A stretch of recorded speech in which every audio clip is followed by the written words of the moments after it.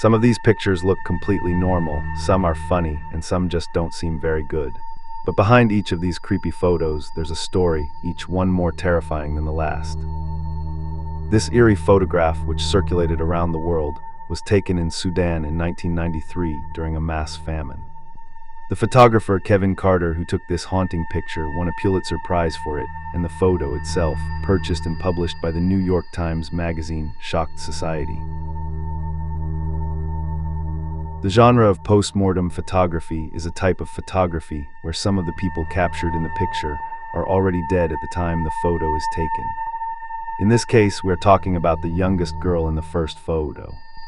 Today, these photographs seem creepy to us, but in the 19th century, with the invention of the daguerreotype, people were finally able to afford to preserve portraits of their loved ones as a keepsake, since the services of a painter were expensive and few could commission a portrait.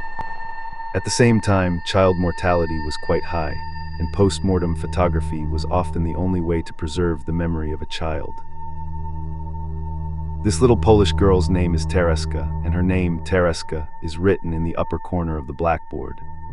This heartbreaking and eerie photo wasn't taken in a school, but in a home for children with mental disabilities in Poland in 1948. Tereska drew a house.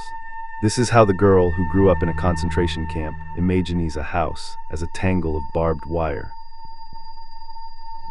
Behind this cute and funny photograph lies a terrifying story. The 1975 picture shows brothers Michael and Sean McQuilkin, and the photographer is their sister, Mary.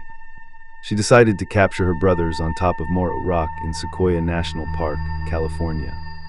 2 seconds after the photo was taken, they were struck by lightning. Only Michael on the right in the photo survived. It's unlikely the photographer suspected anything about the subject of his terrifying photo. He knew he was photographing Mr. John Wayne Gacy, a family man, a talented clown, and an all-around great guy. John not only entertained children as Pogo the Clown, but he also ran his own construction business, joined the Democratic Party, became a treasurer for a charity, and was involved in community work. No one knew that this good-natured, portly man had already served time for sexually assaulting teenagers.